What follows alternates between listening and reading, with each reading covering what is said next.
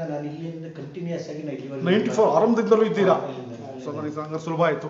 ಏನಂತಂದರೆ ಸರ್ ನೀವು ಬಂದ ಆರಂಭ ದಿನಗಳು ಅಂತಂದರೆ ತುಂಬ ಮೊದಲೊಂದು ಪಂಚಾಯತಿ ಬಂದಿರುತ್ತೆ, ಬಿಲ್ಡಿಂಗ್ ಇರಲ್ಲ, ಸೊ ಎಲ್ಲವನ್ನೂ ವ್ಯವಸ್ಥೆ ಮಾಡ್ಕೊಂಡು ನಡ್ಕೊಂಬರ್ತಕ್ಕಂಥದ್ದು ಪಂಚಾಯತಿಗೆ. ಸೊ ಆರಂಭ ದಿನಗಳು ಹೇಗಿತ್ತು ನಿಮ್ಮ ಪಂಚಾಯತಿ, ನಮಗೆ ಸ್ವಲ್ಪ ತಿಳಿಸ್ಬೋದು ಅದನ್ನು? ಈಗ ಸ್ಟಾರ್ಟಿಂಗು ನಮಗೆ ಏನು ಒಂದೊಂದೂವರೆ ವರ್ಷದ ಸ್ವಲ್ಪ ಅನುಭವ ಇಲ್ಲದೆ ಇದ್ರೆ ಸ್ವಲ್ಪ ಕಷ್ಟ ಆಯಿತು.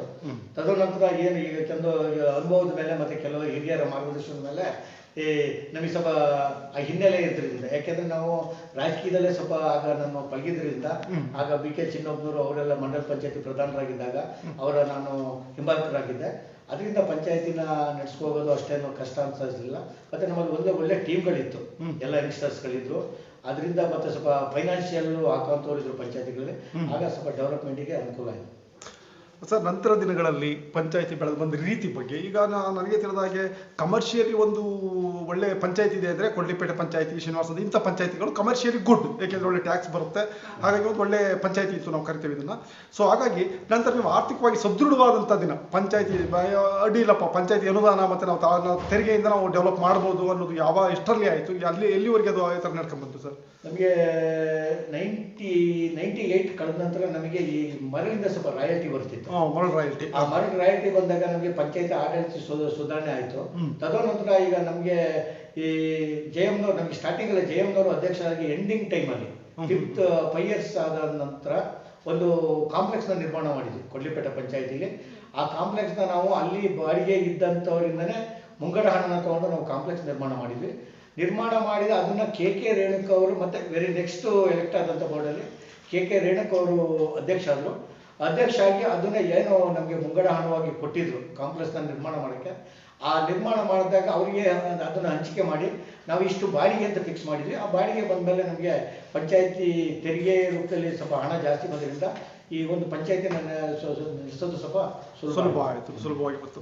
ಹೊಸ ಕಟ್ಟಡ ಎಷ್ಟರಲ್ಲಿ ನಿರ್ಮಾಣ ಮಾಡಿದ್ರಿ ಸರ್? ಯಾವಾಗ ನಿರ್ಮಾಣ ಮಾಡಿದ್ರಿ? ಅದರ ಅನುದಾನ ಹೇಗೆ? ಹೊಸ ಕಟ್ಟಡವನ್ನು ಈ ಕಟ್ಟಡ ಈಗಿದ್ದೀವಲ್ಲ, ನಾವು ಕೂತಿದ್ದೀವಲ್ಲ, ಈ ಕಟ್ಟಡ ನಿರ್ಮಾಣ ಯಾವಾಗ? ಈಗ ಆಗಿಂದಲೂ ಸ್ಟಾರ್ಟಿಂಗ್ ನಾವು ಏನು 94 ಇಂದನೂ ನಾವು ಕೊಡ್ಲಿಪೇಟೆ ರೆವಿನ್ಯೂ ಬಿಲ್ಡಿಂಗ್ ಅಲ್ಲಿ ನಾವು ಪಂಚಾಯತಿನ ನಡೆಸ್ಕೊಂಡು ಹೋಗ್ತಾ ಇದ್ದೋ. ಆಮೇಲೆ ನಾವು ಈಗ ಔರಂಗಜೇಬ್ ಅವರು ಈ ಒಂದು ಪಂಚಾಯತಿ ಅಧ್ಯಕ್ಷ ಆದಂಥ, ನಾನು ಸದಸ್ಯರಾಗಿದ್ದಂಥ ಸಂದರ್ಭದಲ್ಲಿ ಮಾನ್ಯ ಎಂ ಪಿ ಆಗಿದ್ದಂಥ ವಿಶ್ವನಾಥ್ ಅವರು ಸ್ವಲ್ಪ ಇದಕ್ಕೆ ಫಂಡ್ ಕೊಟ್ಟರು. ಮತ್ತು ನಮ್ಮ ಪಂಚಾಯತಿ ಫಂಡು ಕೂಡ ಹಾಕಿ ನಾವು ಈ ಒಂದು ಕಟ್ಟಡನ ನಿರ್ಮಾಣ ಮಾಡಿದ್ವಿ. ಆಗ ನಮ್ಮ ಪಂಚಾಯತಿ ಅಧ್ಯಕ್ಷರು ಇವರು ಯಾರು ಔರಂಗಜೇಬ್ ಅವರು, PDO ರಂಗಸ್ವಾಮಿ ಅವರು. ಆ ಸಂದರ್ಭದಲ್ಲಿ ಇದು ನಿರ್ಮಾಣ ಆಯಿತು. ಸರ್ ಏನಂದರೆ ಯಾವುದೇ ಒಂದು ಗ್ರಾಮ ಬೆಳೆದ್ರೆ ಸೊ ಒಂದು ದೇಶ ಬೆಳೆದಾಗೆ. ಗ್ರಾಮ ಪಂಚಾಯತಿ ಅನ್ನೋ ಕಾನ್ಸೆಪ್ಟ್ ಆರಂಭ ಆಗಿದೆ ಆ ಕಾರಣಕ್ಕೆ. ಗ್ರಾಮ ಪಂಚಾಯತಿ ಲೆವೆಲಲ್ಲಿ ಡೆವಲಪ್ ಆಯ್ತಾ ಹೋದರೆ ಆಟೋಮೆಟಿಕ್ಕಾಗಿ ದೇಶ ಡೆವಲಪ್ ಆಗ್ತಾ ಹೋಗುತ್ತೆ ಅಂತ. ಏಕೆಂದರೆ ಈಗ ಒಬ್ಬ MLA ಮೀಟ್ ಮಾಡಬೇಕು ಅಂದರೆ ಸಾಮಾನ್ಯ ಜನರಿಗೆ ಸಾಧ್ಯ ಇಲ್ಲ. ಒಬ್ಬ ಜಿಲ್ಲಾ ಪಂಚಾಯತ್ ಮೆಂಬರ್ ಮೀಟ್ ಮಾಡಬೇಕು ಅಂದ್ರೆ ಅಷ್ಟು ಸುಲಭ ಇಲ್ಲ, ಕಷ್ಟ ಸಾಧ್ಯ. ಆದರೆ ಒಬ್ಬ ಗ್ರಾಮ ಪಂಚಾಯತ್ ಮೆಂಬರ್ ತಕ್ಷಣ ನೆನಪಾಗುತ್ತೆ, ಜೊತೆಗೆ ತೀರಾ ಹತ್ತಿರದಲ್ಲಿರ್ತಾರೆ. ಇಲ್ಲಿ ಡೆವಲಪ್ ಕೂಡ ನಿಮಗೆ ಈಸಿ ಆಗ್ತಾ ಹೋಗ್ತದೆ ಮೆಂಬರ್ಸ್ಗಳಾಗಿ. ಸೊ ಜನ ಮತ್ತು ನಿಮ್ಮ ನಡುವಿನ ಸಂಬಂಧದ ಬಗ್ಗೆ ನಾವು ಮಾತನಾಡೋದಾದ್ರೆ ಸರ್? ಏನಿಲ್ಲ ನೋಡಿ ಸರ್, ಈಗ ನಾವು ಜನಗಳಿಂದ ಆಯ್ಕೆ ಬಂದಿದ್ದು, ಮತ್ತೆ ನಾವೊಂದು ಕೆಲವೊಂದು ಅಶ್ಯೂರೆನ್ಸ್ನ ಕೊಟ್ಟು ಬಂದಿರ್ತೀವಿ. ಆದ್ರೆ ನಾವು ಏನು ಅಶ್ಯೂರೆನ್ಸ್ನ ಕೊಟ್ಟಿರ್ತೀವಿ ಆ ನಿರೀಕ್ಷಿತ ಮಟ್ಟಕ್ಕೆ ನಮಗೆ ಸರ್ಕಾರದಿಂದ ಯಾವುದೇ ಅನುದಾನ ಇಲ್ಲ. ಬಂದಂತ ಅಲ್ಪ ಸ್ವಲ್ಪ ಅನುದಾನದಲ್ಲಿ ನಮಗೆ ಪಂಚಾಯಿತಿ ವಿಶಾಲವಾಗಿರೋದ್ರಿಂದ 4-5 ವಾರ್ಡ್ ಬರೋದ್ರಿಂದ ಒಂದು ಕಾಲದಲ್ಲಿ ಆ ಒಂದು ಕಾಮಗಾರಿಗಳನ್ನ ಪೂರ್ಣಗೊಳಿಸಿ ಒಬ್ಬ ಮತದಾರನ ತೃಪ್ತಿಪಡಿಸಿರೋದು ಸಾಧ್ಯ ಆಗಲ್ಲ. ಆದರೆ ಈ ಒಂದು ಅವರಿಗೆ ನೀರಿನ ಸೌಕರ್ಯ ಇರ್ಬೋದು, ಮತ್ತೆ ಬೆಳಕಿನ ಸೌಕರ್ಯ ಇರ್ಬೋದು, ಇಂಥವುಗಳನ್ನ ನಾವು ಸುಲಭವಾಗಿ ಮಾಡ್ಬೋದು ಯಾರಿಗೆ, ಜನಗಳಿಗೆ.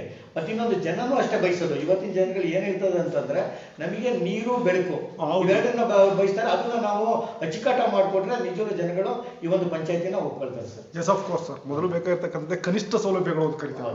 ಆ ಕನಿಷ್ಠ ಸೌಲಭ್ಯಗಳು ನಮ್ಮ ಕೈ ಕೊಡ್ಲಿಕ್ಕಾಗಲಿಲ್ಲ ಅಂದ್ರೆ ನಾವು ಅಧಿಕಾರದಲ್ಲಿ ಇರೋದಕ್ಕಿಂತ ರಾಜೀನಾಮೆ ಕೊಡಿಸೋ ಬೆಟರ್ ಅಂತ ನಮ್ಮ ಅಭಿಪ್ರಾಯ. ಯಾಕೆಂದ್ರೆ ಕುಡಿಯೋ ನೀರು, ಬೀದಿ ದೀಪ ಇವು ತುಂಬ, ಅದರಲ್ಲೂ ನಿಮ್ಮ ಏರಿಯಾಗಳು, ನಾನು ಏನು ನಮ್ಮ ಸೋಮವಾರಪೇಟೆ ತಾಲೂಕಲ್ಲಿರೋ ನೋಡ್ತೇನೆ, ಈ ತಾಲೂಕಲ್ಲಿ ಯಾವುದೇ ಪಂಚಾಯತಿಗೆ ಹೋದರೂ ಬೆಳಕಿನ ಆದ್ಯತೆ ಹೆಚ್ಚು ಬೇಕಾಗ್ತದೆ. ಕಾರಣ ಏನಂದರೆ ಕಾಡಾನೆಗಳ ಹಾವಳಿ, ಎಷ್ಟೊತ್ತಿನಲ್ಲಿ ಕಾಡಾನೆ ಬರ್ತೋ ಗೊತ್ತಿಲ್ಲ, ಈ ರಾತ್ರಿ ಅಥವಾ ಕತ್ತರ ಟೈಮಲ್ಲಿ ಬಂದಂಥ ಜನರಿಗೆ ತೊಂದರೆ ಆಗ್ತದೆ. ಹಾಗಾಗಿ ದೀಪ ಒಂದು ಬೇಕೇ ಬೇಕು, ಬೀದಿ ದೀಪ ಒಂದು ಸರಿಯಾಗಿ ನೀವು ಕೊಡಬೇಕಾಗ್ತದೆ.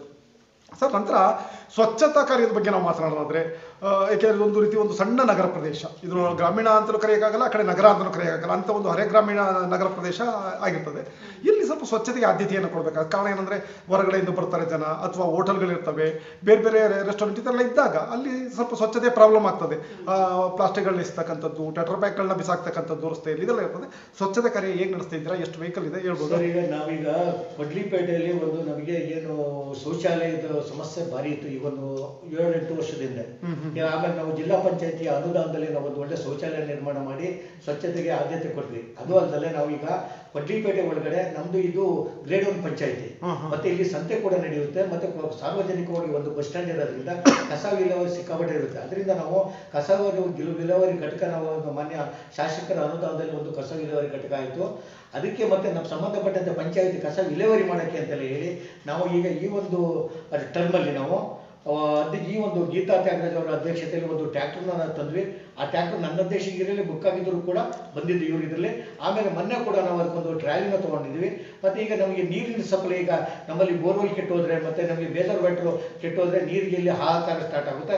ಅದಕ್ಕೆ ಜನಗಳಿಗೆ ಯಾವುದೇ ಥರದಲ್ಲೂ ನಾವು ನೀರಿಗೆ ತೊಂದರೆ ಕೊಡಬಾರ್ದು ಅಂತ ಹೇಳಿ ಈಗಾಗಲೇ ನಾವು ಇನ್ನೊಬ್ಬರ ಇದರಿಂದ ನಾವು ಟ್ಯಾಂಕರ್ಗಳನ್ನ ತಗೊಂಡು ನೀರನ್ನ ವಿತರಣೆ ಮಾಡ್ತಾ ಇದ್ವಿ. ಅದು ಪಂಚಾಯತ್ಗೆ ಸ್ವಲ್ಪ ವೆಚ್ಚ ಜಾಸ್ತಿ ಆಗುತ್ತೆ ಅಂತೇಳಿ ಈಗ ನಾವು ಒಂದು ಟ್ರಾಲಿನ ತೊಗೊಂಡಿದ್ವಿ. ಇನ್ನೇನು 2-3 ದಿವಸಗಳ ಟ್ರಾಲಿ ಕೂಡ ಬರುತ್ತೆ. ನೀರಿನ ಸಮಸ್ಯೆ ಯಾವುದೇ ಕಾರಣಕ್ಕೂ ಜನಗಳಿಗೆ ನೀರಿನ ಸಮಸ್ಯೆಯಿಂದ ಅವ್ರನ್ನ ಹೊರಗೆ ತರ್ತೀವಿ.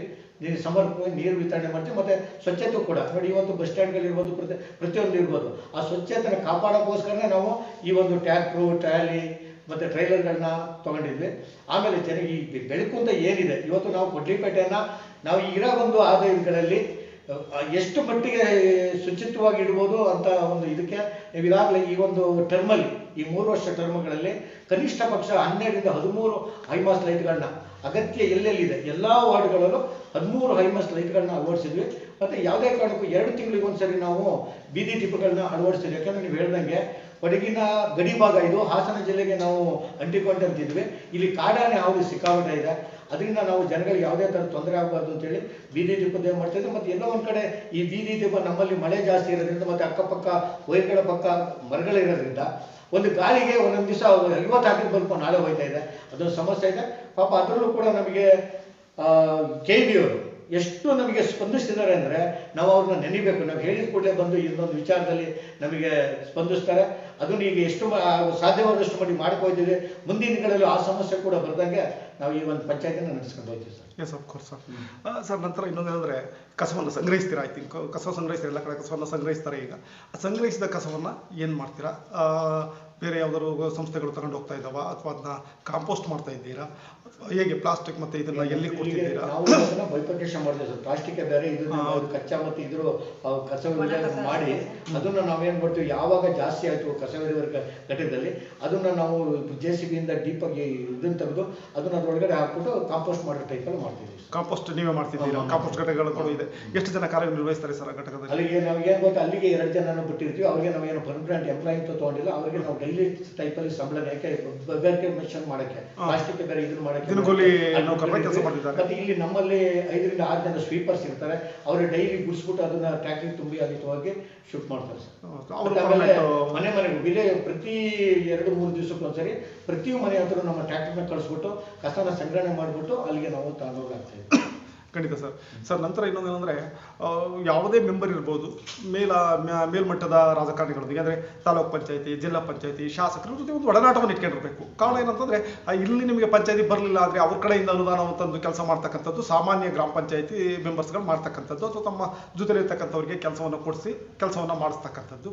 ಸೊ ಆ ವಿಚಾರದಲ್ಲಿ ನಾವು ಮಾತನಾಡೋದಾದ್ರೆ ಸರ್ ನಿಮ್ಮ ಬಗ್ಗೆ ವೈಯಕ್ತಿಕವಾಗಿ ನಮ್ಮಲ್ಲಿ ಸರ್, ಈಗ ನಾವು ಯಾವುದೇ ಇಲ್ಲಿ ನಾನಿದ್ದಂಥ ಸಂದರ್ಭದಲ್ಲಿ ಯಾವುದೇ ಅದೇ ನಮಗೆ MP ಅವರು ಒಂದು ಅನುದಾನ ಇದಕ್ಕೆ ಕೊಟ್ಟಿದ್ದಾರೆ, ವಿಶ್ವನಾಥ್ ಅವರು. ಅದಾಗ್ಬಿಟ್ರೆ ಹೇಳ್ಕೋಬೇಕು ಅಂತಂದ್ರೆ ಅಪ್ಪಚ್ಚು ರಂಜನ್ ಅವರು ಈ ಒಂದು ನಮ್ದು ಏನು water supply, major water supply ಇದಿತ್ತು, ಅದು ಕನ್ಸ್ಟ್ರಕ್ಷನ್ ಬಿದ್ದೋಗ್ಬಿಡ್ತು. ಆ ಟ್ಯಾಂಕ್, ನೀರಿನ ಟ್ಯಾಂಕು ಮತ್ತೆ ಇದ್ರ ಸಮೇತ ಬಿದ್ದೋಯ್ತು. ಪಂಪ್ ಹೌಸ್ ಬಿದ್ದೋದಂಥ ಸಂದರ್ಭದಲ್ಲಿ ಆಗ ಹೊಸದಾಗಿ ಬೋರ್ಡು ಆಗಿದ್ದು ಇನ್ನೂ ರಚನೆ ಆಗಿದ್ದಿಲ್ಲ, ಅಧ್ಯಕ್ಷರಿಗೆ ಇದಾಗಿ ರಚನೆ ಆಗಿದ್ದಿಲ್ಲ. ಆಗ ಕೂಡಲೇ ಅವರೇ ಯಾರು ಅಪ್ಪಚ್ಚು ರಂಜನ್ ಅವರೇ ಅದನ್ನ ವೈಯಕ್ತಿಕವಾಗಿ ತಗೊಂಡು ಪಾಪ ಕೊಟ್ಟಿಪೇಟೆ ಗ್ರಾಮ ಪಂಚಾಯತ್, ಯಾಕಂದ್ರೆ ಶಾಸಕರು ಆದರೂ ಕೂಡ ಬಂದು ಸ್ಪಂದನೆ ಮಾಡಿ ವಿತಿನ್ 2-3 ಮಂತ್ಸಲ್ಲಿ ಕೊಟ್ಟಿಪೇಟೆಗೆ ನೀರು ಕೊಡೋಂಥ ವ್ಯವಸ್ಥೆನ ಮಾಡಿದ್ರು. ಅದರಲ್ಲಿ ಶಾಸಕರ ನಿಧಿಯಿಂದ ಒಂದು 7-8 ಲಕ್ಷ ರೂಪಾಯಿ ಖರ್ಚಾಯಿತು. ಕೊಡ್ಲಿಪೇಟೆ ನಮ್ಮ ಪಂಚಾಯತಿ ನಿಧಿಯಿಂದಲೂ ಕೂಡ ನಾವು 7-8 ಲಕ್ಷ ತುರ್ತಾಗಿ ಅದನ್ನು ಇದು ಮಾಡಿ ಕೊಡ್ಲಿಪೇಟೆಗೆ ಜನಕ್ಕೆ ನೀರು ಕೊಡೋ ವ್ಯವಸ್ಥೆನ ಮಾಡಿದ್ವಿ.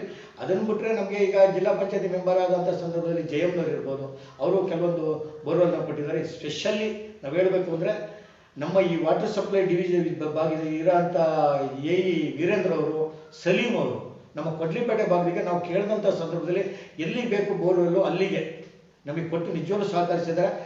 ಈ ಸಂದರ್ಭದಲ್ಲಿ ನಿಜವಾಗ್ಲೂ ಅವ್ರಿಗೆ ನಾನು ಧನ್ಯವಾದ ಹೇಳ್ತೀನಿ. ಎಮ್ ಎಲ್ ಎ ಅವ್ರಿಗೂ ಅಷ್ಟೇ, ಮತ್ತು ಇವರು ವೀರೇಂದ್ರ ಅವ್ರಿಗೂ ಅಷ್ಟೇ, ಸಲೀಂ ಅವ್ರಿಗೂ ಅಷ್ಟೇ. ಯಾಕಂದರೆ ಅವ್ರ ಜವಾಬ್ದಾರಿ ಇದ್ರೂ ಕೂಡ ಪಾಪ ನಮ್ಮ ಸಂದರ್ಭದಲ್ಲಿ ತಕ್ಕಂತೆ ಮಾಡಿದ್ದಾರೆ. ಏನು ಕೇಳಿ ಮತ್ತು ಈಗಲೂ ಕೂಡ ನಮಗೇನು ಹೊಳೆ ಹತ್ರ ನಮಗೆ ಆಗಾಗ ನಮ್ಮದು 48 ಮೋಟ್ರು ಕೆಟ್ಟೋಯ್ತಾ ಇರುತ್ತೆ. ಅಂಥ ಸಂದರ್ಭದಲ್ಲಿ ಕೊಡ್ಲಿಪೇಟೆ ಟೌನಿಗೆ ಏನು ನೀರಿನ ಸಪ್ಲೈ ಇತ್ತು ಮೇಜರ್ ವಾಟರ್ದು, ಅಲ್ಲಿ ನೀರು ಇರೋದಿಲ್ಲ. ಅಂಥ ಸಂದರ್ಭದಲ್ಲಿ ನಾವು ಟ್ಯಾಂಕರಲ್ಲಿ ಕೊಟ್ಟು ಕನಿಷ್ಠ ಅಂದ್ರೆ ರಿಪೇರಿಗೆ 15 ದಿವಸ ಬೇಕು. 15 ದಿವಸಕ್ಕೆ ನಾವು ಕನಿಷ್ಠ 1 ಲಕ್ಷ ರೂಪಾಯಿ ನೀರು ಕೊಡಬೇಕಾಗುತ್ತೆ. ಅದು ನಮಗೆ ಪಂಚಾಯತಿ ಭಾರಿ ದುಬಾರಿ ಆಗಿತ್ತು. ಅದಕ್ಕೋಸ್ಕರ ನಾವು ವೀರೇಂದ್ರ ಅವ್ರ ಹತ್ರ ಕೇಳ್ಕೊಂಡಾಗ ನಮ್ಗೆ ಹೊಸದೊಂದು ಮೋಟ್ರನ್ನು ನಮಗೆ ಕೊಟ್ಟಿದ್ದಾರೆ. ಅದೀಗಾಗಲೇ ಇನ್ನು ನಾಳೆಯಿಂದ ಇನ್ನೊಂದು ವಾರದೊಳಗಡೆ ಇಲ್ಲಿಗೆ ಇದಾಗುತ್ತೆ ಸರ್. ಎಸ್ ಅಫ್ಕೋರ್ಸ್ ಸರ್, ಒಂದು ಒಳ್ಳೆ ವಿಚಾರ ಸರ್. ನಂತರ ಇನ್ನೊಂದೇನೆಂದರೆ ತೆರಿಗೆ ಸಂಗ್ರಹದ ಬಗ್ಗೆ ಮಾತಾಡ್ತಾ ಇದ್ರೆ ನಾವು ಎಷ್ಟು ತೆರಿಗೆ ನಾವು ವಾರ್ಷಿಕವಾಗಿ ನೀವು ಇಲ್ಲಿ ಸಂಗ್ರಹಿಸ್ತಾ ಇದ್ರೆ ಕನಿಷ್ಠ ಅಥವಾ ಗರಿಷ್ಠ ಹೇಳ್ಬೋದು? ನಮ್ದು ಈಗ ಇರೋದೇ 40ರಿಂದ 50 ಲಕ್ಷ ನಮ್ಮದು ಬಜೆಟ್ ಇದೆ ಸರ್. ನಮ್ಗೆ ಏನಿದು ಸರ್ಕಾರದ ಆದೇಶ ಏನಿದೆ ಅದ್ರ ಪ್ರಕಾರವಾಗಿ ನಾವು ಇಲ್ಲಿ ತೆರಿಗೆಯನ್ನು ವಸೂಲು ಮಾಡೋಕ್ಕೆ ಸ್ವಲ್ಪ ಕಷ್ಟ ಇದೆ. ಯಾಕೆಂತಂದ್ರೆ ಅವರು ನಮಗೆ ಸ್ಟಾರ್ಟಿಂಗ್ ಹೇಳಿದ್ರು 0.5% ಈ ಥರ ಮಾಡ್ಕೊಬನ್ನಿ ಅಂತೇಳಿ. ಆದರೆ ಅದು ಜನಗಳಿಗೆ ಹೊರೆ ಆಗೋದು. ಏಕುಡಿಮೆ ಈಗ ನಾವು 1,000 ರೂಪಾಯಿ ಇದ್ದಂಥ ಟ್ಯಾಕ್ಸ್ನ ಸಡನ್ಲಿ 3,000 ರೂಪಾಯಿ ಮಾಡಿದಾಗ ಜನಗಳಿಗೂ ಅದು ಕಷ್ಟ ಅನಿಸುತ್ತೆ. ಆದರೂ ಕೂಡ ನಾವು ಈಗ ಸಾಮಾನ್ಯವಾಗಿ ಏನು ಸರ್ಕಾರದ ಆದೇಶ ಗೈಡ್ಲೈನ್ ಇದೆ 10% ರೈಸ್ ಮಾಡೋದು, ಅದು ಪ್ರಕಾರವಾಗಿ ಈಗ 10-20%ಗಿಂತಲೂ ಹೆಚ್ಚಾಗಿ ನಾವು ರೈಸ್ ಮಾಡಿದ್ದೀವಿ. ಯಾಕೆಂದರೆ ಪಂಚಾಯತಿ ಖರ್ಚುಗಳು ಅಷ್ಟೇ ಇದೆ. ಯಾಕೆಂದರೆ ಇದು ಎಲ್ಲ ಗ್ರಾಮ ಪಂಚಾಯತಿ ಹಂಗಲ್ಲ. ಬ್ಯಾಡಘಟ್ಟ ಪಂಚಾಯತಿಗೂ ನಮಗೂ ಭಾರಿ ವ್ಯತ್ಯಾಸ ಇದೆ. ನಮ್ಮಲ್ಲಿ ಈಗ 6 ಜನ ಸ್ವೀಪರ್ಸ್ ಇದ್ದಾರೆ. ಆಮೇಲೆ ಮೇಜರ್ ವಾಟರ್ ಮ್ಯಾನ್ಗಳು 4 ಜನ ಇದ್ದಾರೆ. 11-12 ಜನ ಏನೋ ಮಿನಿ ವಾಟರ್ ಮ್ಯಾನ್ಸ್ ಇದ್ದಾರೆ. ಇವ್ರಿಗೆಲ್ಲರಿಗೂ ಸುಮಾರು ಇವರಿಗೆ 70 ಭಾಗ ಜನಗಳಿಗೆ ನಾವೇ ನಮ್ಮ ವರ್ಗಾವಣೆಯಲ್ಲೇ ದುಡ್ಡು ಕೊಡ್ತಾರಿಂದ ನಾವೀಗ ಅದನ್ನು ಹೆಚ್ಚಿಸಲೇಬೇಕು. ಕೊಡ್ಲಿಪೇಟೆ ಜನತೆಯೂ ಕೂಡ ಈ ಒಂದು ವಿಚಾರದಲ್ಲಿ ನಮಗೆ ಸಹಕರಿಸ್ತಾ ಇದ್ದಾರೆ. ಅವ್ರಿಗೂ ಕೂಡ ಈ ಸಂದರ್ಭದಲ್ಲಿ ಧನ್ಯವಾದ ಹೇಳ್ತೀನಿ. ಯಾಕೆಂದರೆ ಯಾಕೆ ಇಷ್ಟು ಮಾಡಿದ್ರಿ, ಏನು ಮಾಡಿದ್ರಿ, ಯಾರೂ ಚಕ್ರ ಆಯ್ತಲ್ಲ. ಅವ್ರಿಗೆ ಬೇಕಾಗಿದ್ದು ನಮಗೆ ಪಂಚಾಯತಿ ಚೆನ್ನಾಗಿ ನಡ್ಕೊಂಡು ಹೋಗಬೇಕು. ಅವ್ರಿಗೆ ಬೇಕಾದಂಥ ಸವಲತ್ತುಗಳನ್ನ ನಾವು ಕೊಡಬೇಕು. ಕೊಡ್ಲಿಪೇಟೆ ಜನತೆ ಪ್ರತಿಯೊಂದು ವಿಚಾರದಲ್ಲೂ, ಯಾವುದು ನೀರಿಲ್ಲದೆ ಇದ್ದಂಥ ಟೈಮಲ್ಲೂ ಅಷ್ಟೇ, ಗಾಳಿ ಮಳೆಯಲ್ಲಿ ಬೆಳಕಿಲ್ಲದೆ ಇದ್ದಂಥ ಸಂದರ್ಭದಲ್ಲೂ ಅಷ್ಟೇ, ಯಾವುದೇ ಟೈಮಲ್ಲಿ ಕೂಡ ಪಂಚಾಯತಿ ಮುಂಭಾಗ ಬಂದು ಇದುವರೆಗೆ ಯಾರೂ ಕೂಡ ಒಂದು ಮುಷ್ಕರ ಮಾಡೋದಾಗಲಿ ಮಾಡೋದಾಗಲಿ ಮಾಡಿಲ್ಲ. ಅವ್ರಿಗೆ ನಿಜವಾಗ್ಲೂ ನಾವು ಚಿರಋಣಿ ಗ್ರಾಮ ಪಂಚಾಯತಿಯವರು. ಸರ್, ನಂತರ ಇನ್ನೊಂದೇನೆಂದರೆ ನಾವು ರಸ್ತೆಗಳ ಬಗ್ಗೆ ಮಾತನಾಡೋದಾದರೆ ಅತಿ ಮುಖ್ಯ ಅಂದರೆ ನಮ್ಮ ಮಲೆನಾಡು ಮತ್ತು ಕರಾವಳಿ ಭಾಗದಲ್ಲಿ ರಸ್ತೆಗಳು ಇಲ್ಲೇನಾಗ್ತದೆ ಅಂತಂದರೆ ತುಂಬ ಗ್ರಾಮೀಣ ಪ್ರದೇಶ ತುಂಬ ಇದರ ಗುಡ್ಡಗಾಡಲಿರ್ತಕ್ಕಂಥ ಪ್ರದೇಶ. ಇದು ಸಾಮಾನ್ಯವಾಗಿ ಬಯಲು ಪ್ರದೇಶದಾಗಲ್ಲ. ಸರ್ಕಾರದ ಯಾವುದೋ ಒಂದು ರಸ್ತೆ ಮಾಡಿದ್ರೆ ಅದೇ ಹೋಗಿ ಬಿಡಪ್ಪ ಅನ್ನುವಾಗಿಲ್ಲ. ಯಾಕೆಂದರೆ ಇಲ್ಲೊಂದು ಮನೆ ಇದ್ದರೆ ಮತ್ತೆ ಇನ್ನೆಲ್ಲೋ ಒಂದು ಮನೆ ಇರುತ್ತೆ, ಅಲ್ಲಿಗೆಲ್ಲ ರಸ್ತೆ ಆಗಬೇಕು. ಆ ವಿಚಾರವಾಗಿ ನಾವು ಮಾತನಾಡೋದಾದರೆ ನೀವು ಅದರಲ್ಲಿ ಎಷ್ಟು ಡೆವಲಪ್ ಆಗಿದ್ದೀರಾ ಗ್ರಾಮ ಪಂಚಾಯತಿ ವ್ಯಾಪ್ತಿಗಳು ಬರ್ತಕ್ಕಂಥ? ಏನು ನಮಗೆ ಈ ಸಂಪರ್ಕ ರಸ್ತೆಗಳಿಗಿಂತ ನಮಗೆ ಜಿಲ್ಲಾ ಪಂಚಾಯತಿ ಅಂಡರ್ ಮತ್ತು ಗ್ರಾಮ ಪಂಚಾಯತಿ ರಸ್ತೆಗಳು ಏನು ಬರುತ್ತೆ ಅದರಲ್ಲಿ ಮಾಡ್ಬೋದು. ನಮ್ಮಲ್ಲಿ ಇನ್ನೊಂದೇನೋ ಈಗ ನಿಮಗೆ ಗೊತ್ತಿರೋ ಹಾಗೆ ಸರ್ಕಾರದ ಅನುದಾನ ಏನು ಬರುತ್ತೆ, ಅನುದಾನದಲ್ಲಿ ಇಷ್ಟಿಷ್ಟು ಹಣನ ಇಂಥ ಪಾರ್ಟಿಗೆ ಮಾಡಬೇಕು ಅಂತ ಇರುತ್ತೆ. ಅದರಲ್ಲಿ ನಮಗೆ ಏನು ಒಂದು ಅವರಿಂದ ನಾವು ರೆಕಮೆಂಡ್ ಮಾಡಿಸಿ HR ಅವರಿಂದ ಕೆಲಸ ತಗೊಳ್ತೀವಿ ಅನ್ನೋ ಭರವಸೆನೂ ಕೂಡ ಇದೆ. ಖಂಡಿತ ಸ್ಪಂದಿಸ್ತಾರೆ ಮಾತಾಡ್ಬೋದು ಸರ್. Yes of course sir. ನಂತರ ಅಂಗನವಾಡಿಗಳ ಬಗ್ಗೆ ಮಾತನಾಡ್ತಾ ಹೋಗೋದಾದ್ರೆ, ಯಾಕೆಂತಂದರೆ ಅಂಗನವಾಡಿಗಳು ತುಂಬ ನಮ್ಮ ಒಂದು ಇದಿದ್ದಾಗೆ ಜೀವಶಕ್ತಿ ಇದ್ದಾಗೆ ನಮ್ಮ ಪ್ರದೇಶಗಳಿಗೆ. ಇಲ್ಲಿ ಅಂಗನವಾಡಿಗಳ ಬಗ್ಗೆ ನಾವು ಮಾತನಾಡ್ತಾ ಹೋದರೆ ಈಗಾಗಲೇ ಹಳ್ಳಿಗಳಿಗೂ ಕೂಡ ಇಂಟರ್ನ್ಯಾಷನಲ್ ಪ್ಲೇ ಸ್ಕೂಲ್ಗಳು ಬರ್ಲಿಕ್ಕೆ ಸ್ಟಾರ್ಟ್ ಆಗಿದ್ದಾವೆ. ಈಗ ಆಲ್ರೆಡಿ ಶ್ರೀನಿವಾಸ ಅಂತ ಇರೋದು ಆರಂಭ ಆಗಿದೆ. ಹಾಗಾಗಿ ಇಲ್ಲಿ ಅಂಗನವಾಡಿಯನ್ನು ಅಭಿವೃದ್ಧಿಪಡಿಸಲಿಕ್ಕೆ ಯಾವ ಥರ ಪ್ರಯತ್ನ ಪಟ್ಟಿದ್ದೀರಾ ಗ್ರಾಮ ಪಂಚಾಯತಿ ಮೆಂಬರ್? ಅಂಗನವಾಡಿಗೆ ನಮಗೆ ಕೊಡ್ಲಿಪೇಟೆ ಮತ್ತು ಫಸ್ಟ್ ಬ್ಲಾಕಲ್ಲಿ 2 ಅಂಗನವಾಡಿಗಳಿಗೆ ಜಾಗ ಇಲ್ಲದೆ 2 ಸರಿ ಮಂಜೂರಾತಿಯಾಗಿ ಆ ಜಾಗ ಮಂಜೂರಾತಿ ಹಣ ಅನುದಾನ ವಾಪಸ್ ಹೋಗಿತ್ತು. ಈ ಸರಿ ನಾವು ಎಲ್ಲ ಒಂದು ಕಡೆ ಈಗ ನಮ್ಮ ಶಾಲೆಯ ಪ್ರಾಥಮಿಕ ಶಾಲೆಯ ಇವ್ರನ್ನ ಮನವೊಲಿಸ್ಬಿಟ್ಟು STMC ಮತ್ತು ಮುಖ್ಯಸ್ಥರ ಮನವೊಲಿಸ್ಬಿಟ್ಟು ಅಲ್ಲೊಂದು ಜಾಗನ ಗುರುತುಪಡಿಸಿದಂಥ ಸಂದರ್ಭದಲ್ಲಿ ಮಾನ್ಯ ಅಪ್ಪಚ್ಚುರಂಜನ್ ಶಾಸಕರು ಅವರ ಒಂದು ಅನುದಾನದಲ್ಲಿ ಒಂದು ಈಗಾಗಲೇ ನಾವು ಕನ್ಸ್ಟ್ರಕ್ಷನ್ ಮಾಡಿ ಬಿಲ್ಡಿಂಗ್ ಓಪನ್ ಆಯಿತು. ಅದು ಇನ್ನೊಂದಕ್ಕೆ ನಾವು ಈಗ ಶಾಲೆ ಕಟ್ಟಕ್ಕೆ ಅನುದಾನ ಇದೆ, ಅನುದಾನ ಮಂಜೂರಾಗಿದೆ. ಕಟ್ಟಕ್ಕೆ ಎಲ್ಲೂ ಜಾಗ ಇಲ್ಲ, ನಮಗೆ ಪೈಸಲ್ಲಿ ಲ್ಯಾಂಡು ಕೂಡ ಇಲ್ಲ. ಅದರಿಂದ ನಾವು ಆ ಒಂದು ಅಂಗನವಾಡಿ ಈಗ ನಾವು ಬಾಡಿಗೆ ಮನೆಯಲ್ಲಿ ನಡೆಸ್ತಾ ಇದ್ದಾರೆ. ಅದಕ್ಕೆ ನಾವು ಪಂಚಾಯತಿ ವತಿಯಿಂದ ಬಾಡಿಗೆ ಕೊಡ್ತಿದ್ವಿ. ಮುಂದಿನ ದಿನಗಳಲ್ಲಿ ನಮ್ಮ ಈ ಒಂದು ಅವಧಿ ಒಳಗಡೆ ಖಂಡಿತವಾಗ್ಲೂ ಅದಕ್ಕೂ ಒಂದು ಬಿಲ್ಡಿಂಗ್ ನಿರ್ಮಾಣ ಮಾಡೋ ಅಂಥ ಒಂದು ಜಾಗನ ಮಾಡಿ ನಾವು ಅದನ್ನು ಅಂತ ಅಂಗನವಾಡಿನ ಸ್ಯಾಂಕ್ಷನ್ ಮಾಡಿ ಕಟ್ಟಡ ಮಾಡಿಸಿ ಅವರಿಗೆ ನಡೆಸೋಂಥ ಅವಶ್ಯಕತೆ ಇದನ್ನು ಮಾಡ್ಕೊಡ್ತೀವಿ sir. Yes of course sir. Sir, ನಂತರ ಇನ್ನೊಂದೇನಂತಂದರೆ ಸರ್ಕಾರಿ ಶಾಲೆಗಳು, ಇಲ್ಲಿ ಸರ್ಕಾರಿ ಶಾಲೆಗಳು ಕೂಡ ಇತ್ತೀಚೆಗೆ ಏನಾಗಿದೆ ತೀರಾ ಎಲ್ಲವೂ ಕೂಡ ಕ್ಷೀಣಿಸ್ತಾ ಇದ್ದಾವೆ. ಸರ್ಕಾರಿ ಶಾಲೆ ಅಂತಂದರೆ ನಮ್ಮ ಗ್ರಾಮೀಣ ಪ್ರದೇಶದಲ್ಲಿ ಹೆಚ್ಚು ಇರ್ತಕ್ಕಂಥವು ಅವು ಕ್ಷೀಣಿಸ್ತಾ ಇದ್ದಾವೆ. ಅದಕ್ಕೆ ಹಲವಾರು ಕಾರಣ ಇರ್ಬೋದು, ಟೀಚರ್ಸ್ಗಳ ಇಲ್ಲದೆ ಇರೋ ಕಾರಣ ಇರ್ಬೋದು, ಅಥವಾ ಕೆಲವು ಕಡೆ ಟೀಚರ್ಸ್ಗಳು ಸರಿಯಾಗಿ ಪಾಠ ಮಾಡಲಿಕ್ಕೆ ಹೋಗದೇ ಇರ್ತಕ್ಕಂಥ ಕಾರಣ ನಾವು ನೂರಾರು ಕಾರಣಗಳು ನೋಡ್ತೇವೆ. ಯಾಕಂದರೆ ಟೀಚರ್ಸ್ ಅಂದ ತಕ್ಷಣ ಅವರು ಇದಕ್ಕೆ ಕ್ಲಾಸ್ಗಿಂತ ರಾಜಕಾರಣದಲ್ಲಿ ಹೆಚ್ಚಿರ್ತಾರೆ ಅಥವಾ ಬಿಸ್ನೆಸ್ಸಲ್ಲಿ ಹೆಚ್ಚಿರ್ತಾರೆ. ಅವ್ರ ಮಕ್ಕಳೇ ಅವರು ಆ ಶಾಲೆಗೆ ಕಳಿಸಲ್ಲ, ಸರ್ಕಾರಿ ಶಾಲೆಗಳಿಗೆ ಕಳಿಸ್ತಾ ಇಲ್ಲ. ಸೊ ಇಂಥ ಸರ್ಕಾರಿ ಶಾಲೆಗಳ ಬಗ್ಗೆ, ನಿಮ್ಮ ವ್ಯಾಪ್ತಿ ಇರ್ತಕ್ಕಂಥ ಸರ್ಕಾರಿ ಶಾಲೆಗಳ ಬಗ್ಗೆ ನೀವು ಕೇರ್ ಮಾಡೋದಾದ್ರೆ, ಅಥವಾ ಅದಕ್ಕೆ ಅನುದಾನ ಅಥವಾ ಬೇರೆ ಏನಾದ್ರು ಕೆಲಸಗಳು ಮಾಡಿಕೊಟ್ಟಿರೋದು ಅಥವಾ ಶಾಲೆಯ ಬಗ್ಗೆ ನಾವು ಮಾತನಾಡೋದಾದ್ರೆ? ಸರ್, ಈಗ ಕೊಡ್ಲಿಪೇಟೆ ಪ್ರಾಥಮಿಕ ಶಾಲೆ ಅಂತ ಏನಿದೆ, ಇದು ಇತಿಹಾಸ ಕಂಡಂತ ಇದು 125 ವರ್ಷಗಳ ಹಿಂದಿನ ಶಾಲೆ, ಪ್ರಾರಂಭಗೊಂಡಂಥ ಶಾಲೆ. ಇಲ್ಲಿ ಸುಮಾರು 600ರಿಂದ 700 ಮಕ್ಕಳು ಓದಂಥ ಶಾಲೆ. ಇದು ಬರ್ತಾ ಬರ್ತಾ ಏನು ನಮ್ಮ ಅಕ್ಕಪಕ್ಕ 4-5 ಖಾಸಗಿ ಶಾಲೆಗಳು, ಕಾನ್ವೆಂಟ್ ಶಾಲೆಗಳು ಓಪನ್ ಆದಂಥ ಇದರಲ್ಲಿ ಇಲ್ಲಿ ಸ್ವಲ್ಪ ಸ್ಟ್ರೆಂತ್ ಕಡಿಮೆ ಆಯಿತು. ಆ ಸಂದರ್ಭದಲ್ಲಿ ಈ ಶಾಲೆನ ಉಳಿಸ್ಬೇಕು ಅಂತ ಹೇಳ್ಬಿಟ್ಟು ಗ್ರಾಮ ಪಂಚಾಯತಿಯವರು ಮತ್ತು ಕೆಲವೊಂದು ಸಾರ್ವಜನಿಕರು ನಮ್ಮ ಒಂದು ಒಕ್ಕೂಟ ಮಾಡ್ಕೊಂಡು ಇಲ್ಲಿ ಒಂದು ಇಂಗ್ಲೀಷ್ ಮೀಡಿಯಂ ಶಾಲೆನ ಏನು ಹೆಚ್ಚುವರಿಯಾಗಿ ಇಂಗ್ಲೀಷ್ ಮೀಡಿಯಂ ಮಾಡಿದರೆ ಅದರಿಂದ ನಮಗೆ ಮಂಜೂರಾತಿಯನ್ನು ಸರ್ಕಾರದ ಮಟ್ಟದಲ್ಲಿ ಸಿಕ್ಕಿದ್ರೆ ಈ ಕನ್ನಡ ಶಾಲೆ ಉಳಿಯುತ್ತೆ. ಆಗ ಏನು ಖಾಸಗಿ ಶಾಲೆ ಕಡೆ ಇದ್ದಂಥ ಒಲವು ಪೋಷಕರದ್ದು ಈ ಶಾಲೆಯಲ್ಲಿ ಬರುತ್ತೆ. ಯಾಕೆಂದರೆ ಈಗ ನಮ್ಮಲ್ಲಿ ಹೆಚ್ಚುವರಿ ಇಂಗ್ಲೀಷ್ ಮೀಡಿಯಂ ಮಾಡಿದರೆ ಕನ್ನಡ ಮಾಧ್ಯಮದಲ್ಲಿ ಇಲ್ಲಿ ಡೊನೇಷನ್ ಇರಲ್ಲ. ಅಲ್ಲಿ ಆ ಶಾಲೆಗಳಲ್ಲಿ ಡೊನೇಷನ್ ಆಗಲಿ.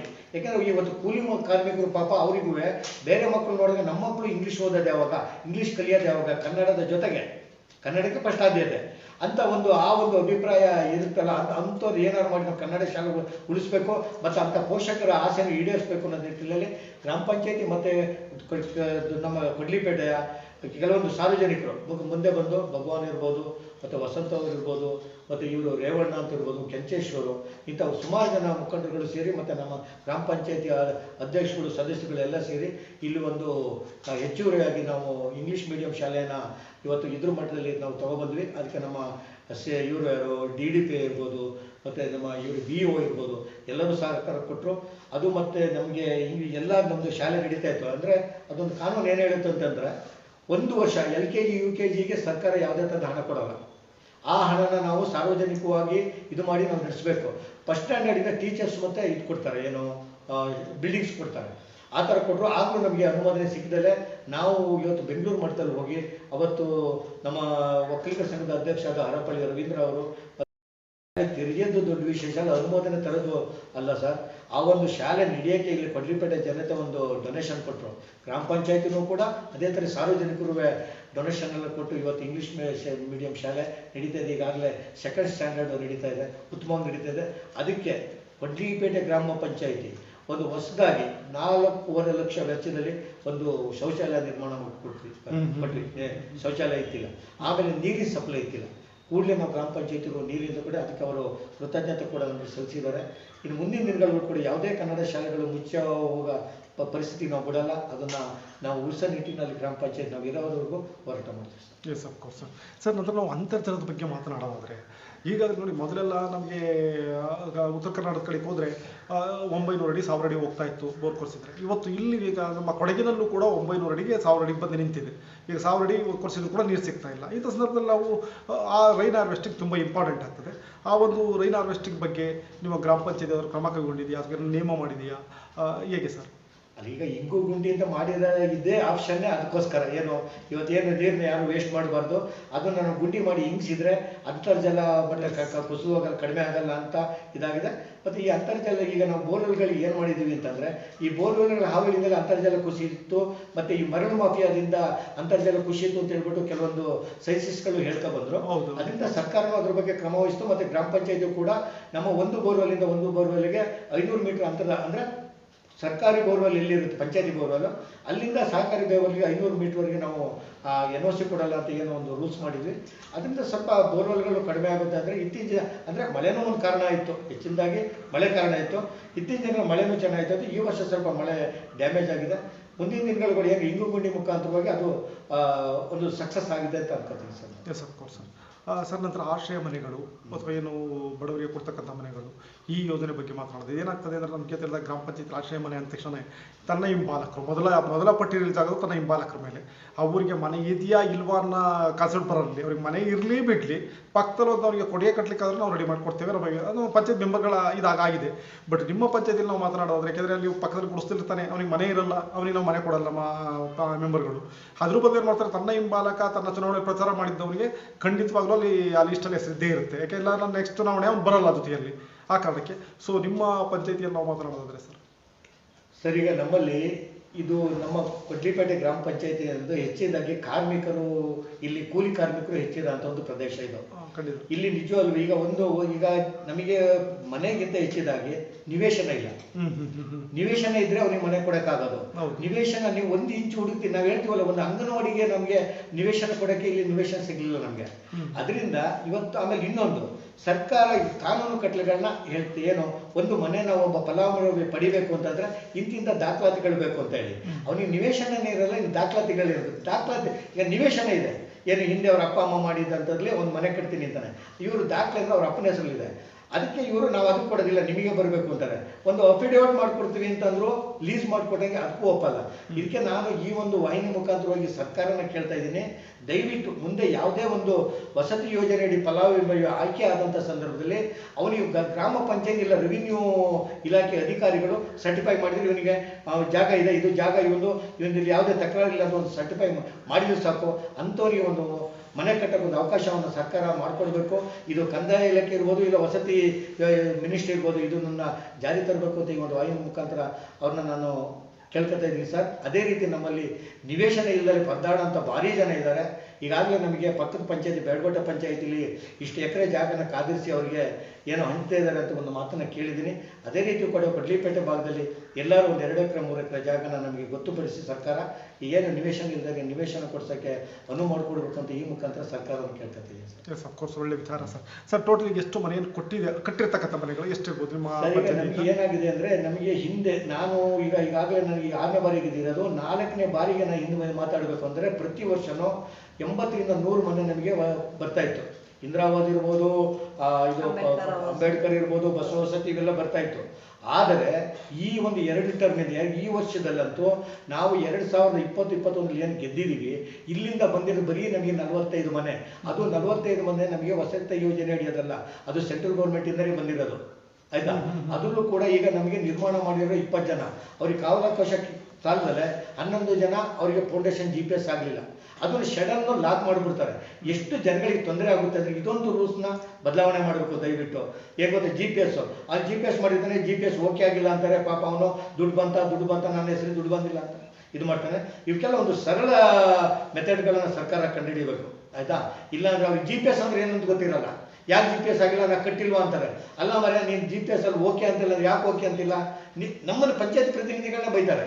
ಅದಕ್ಕೆ ಈಗ ಅವರಿಗೆ ಅರ್ಥ ಆಗಂತೀರಿ, ಮತ್ತು ಸರಳವಾಗಿ ಅತಿ ಬೇಗ ಅವರಿಗೆ ದುಡ್ಸಕ್ಕಂಥ ಒಂದು ಕಾನೂನನ್ನು ತರಬೇಕು ಸರ್ಕಾರ, ಭಾರಿ ಒಳ್ಳೆಯದಾಗುತ್ತೆ. ನಮಗೆ ಬಂದಿರೋದೇ 45 ಮನೆ ಈ 3 ವರ್ಷಕ್ಕೆ, ಆಯ್ತಾ. ಇನ್ನು ಮುಂದೆ ಎಷ್ಟು ಬರ್ತವೆ ಇಲ್ಲೋ ಗೊತ್ತಿಲ್ಲ. ದಯವಿಟ್ಟು ಇಲ್ಲಿಗೆ ಅಂತೂ ನಮಗೆ ವಸತಿ ಅವಶ್ಯಕತೆ ಭಾರಿ ಇದೆ ಸರ್. ಬೇಕಾದ್ರೆ ನೀವು ಬಂದ್ರೆ ನಮ್ಮ ಜೊತೆ ಸರ್ವೆ ಮಾಡಿ ತೋರಿಸ್ಕೊಡ್ತೀವಿ. ಟಾರ್ಪಲ್ ಹಾಕೊಂಡು ಜೀವನ ಮಾಡ್ತಾ ಇದ್ದಾರೆ ನಮಗೆ. ಈಗ ಗುಡ್ಡಾಡು ಪ್ರದೇಶ ಮತ್ತು ಇನ್ನೊಂದು ಹೆಚ್ಚಿನದಾಗಿ ಮಳೆ ಬೀಳೋ ಪ್ರದೇಶ ಇದು. ಕೊಡಗಲ್ಲೇ ಕೊಡ್ಲಿಪೇಟೆಗೆ ಕೊಡಗು ಚಿಕ್ಕಮಗಳೂರು 2 ಗೊತ್ತಲ್ವ ನಿಮಗೆ. ಇಂಥಲ್ಲಿ ಜೀವನ ಮಾಡೋದು ಕಷ್ಟ ಆಗಿದೆ. ದಯವಿಟ್ಟು ಸರ್ಕಾರದವರು ಜಿಲ್ಲಾ ಪಂಚಾಯತಿ ಮುಖಾಂತರವಾಗಿ ನಾನು ಕೇಳ್ಕೊತಾ ಇದ್ದೀನಿ, ಹೆಚ್ಚಿನ ವಸತಿಗಳನ್ನ ನಾನು ಕೊಡ್ಲಿಪೇಟೆ ಗ್ರಾಮ ಪಂಚಾಯತಿಗೆ ಕೊಡಬೇಕು. ಯಾಕಂದ್ರೆ ನಮ್ಮ ದೊಡ್ಡ ಪಂಚಾಯತಿ ಅಂತ ಈ ಮುಖಾಂತರ ಅವ್ರನ್ನ ಕೇಳ್ಕೊತೀನಿ. ಮತ್ತು ಯಾವುದೇ ಥರದ ಲೋಪ ಆಗಿಲ್ಲ, ಯಾವುದೇ ಆರ್ಥಿಕವಾಗಿ ಸದೃಢ ಅಂತವ್ರಿಗೆ ನಾವು ಮನೆಗಳು ಕೊಟ್ಟಿಲ್ಲ. ನಮ್ಮ ಏನು ಮೆಂಬರ್ಸ್ಗಳಿದ್ದಾರೆ ಅವ್ರು ಯಾರಿಗೆ ಅವಶ್ಯಕತೆ ಇದ್ರೆ ಅಂಥವ್ರನ್ನ ಹುಡುಕಿ ಕೊಟ್ಟಿಲ್ಲ ಸರ್. ಅಫ್ಕೋರ್ಸ್ ಅದೇ ಆಗ್ಬೇಕಾಗಿರ್ತಕ್ಕಂಥದ್ದು. ಯಾಕೆಂದ್ರೆ ಸರ್ಕಾರ ಮನೆ ಇದೆಯಾ ಇಲ್ವಾ ಅಂತ ಚೆಕ್ ಮಾಡಿ GPS ಮಾಡಿ ಅಂಥವ್ರಿಗೆ ಮನೆ ಕೊಡ್ತಾರೆ ಅಂತ.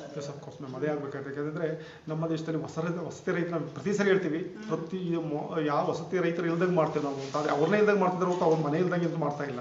ಅವ್ರಿಗೆ ಹೊಸ ಮನೆಯಲ್ಲಿ ಯಾರಿಗೂ ಕೊಡ್ತಾ ಇಲ್ಲ. ಅವ್ರು ಬರ್ತಾನೆ ಇದ್ದಾರೆ, ಉಳ್ಕದ ನೀವು ಹೇಳಿದಾರೆ ಈ ನಿಯಮಗಳೆಲ್ಲ ತಂದಿರ್ತಾರೆ. ಅಂದ್ರೆ ಯಾರಿಗೆ ಆಗ್ಬೇಕು ಅವ್ರಿಗೆ ಆಗ್ಬಾರ್ದು, ಅಷ್ಟೇ ಉದ್ದೇಶ ಸರ್. ಇನ್ನೊಂದು ಬರ್ತೀರಿ ನೀವು, ಯಾವುದೇ ಶಾಸಕರ ಮತ್ತು ಮಿನಿಸ್ಟರ್ ಅನುದಾನ ಅಂತಂದಿಲ್ಲ, ನಾನೊಂದು ಒಳ್ಳೆ ಕೆಲಸನೇ ಮರ್ತ್ಬಿಟ್ಟಿದ್ದೀನಿ, ಕ್ಷಮಿಸಬೇಕು. ಸದಾನಂದ ಗೌಡರು ಮುಖ್ಯಮಂತ್ರಿ ಆದಂಥ ಸಂದರ್ಭದಲ್ಲಿ ನಮಗೆ ಆಗಿನ, ಈಗ ನಾನು ಹೇಳಬೇಕು ಅಂದರೆ 12 ವರ್ಷದ ಹಿಂದೆ 90 ಲಕ್ಷ ರೂಪಾಯಿನ ನಮಗೆ ಕೊಟ್ಟು ಒಂದು ಪೈಪ್ಲೈನ್ ಮಾಡಿಕೊಡ್ತಾರೆ. ಹಾ ಹಾ ಅವ್ರಿಗೂ ಧನ್ಯವಾದ ಹೇಳ್ತೀನಿ. 90 ಲಕ್ಷ ರೂಪಾಯಿದು ಒಂದು ನಮಗೆ ಪೈಪ್ಲೈನ್ ಕೊಟ್ಟು ಅದು ಆ ಕೆಲಸ ಕೂಡ ಹೇಮಾವತಿ ಹೊಳೆಯಿಂದ ಇಲ್ಲಿವರೆಗೆ ಪೈಪ್ಲೈನ್ ಕೆಲಸ ಆಗಿತ್ತು. ಆ ಸಂದರ್ಭದಲ್ಲಿ ನಮ್ಮ ನಾಗರಾಜ್ ಅವರು KS ನಾಗರಾಜ್ ಅವರು ಅಧ್ಯಕ್ಷ ಆಗಿದ್ದರು, ಈ ಪಂಚಾಯತಿನ ಅಧ್ಯಕ್ಷ ಆಗಿದ್ದರು.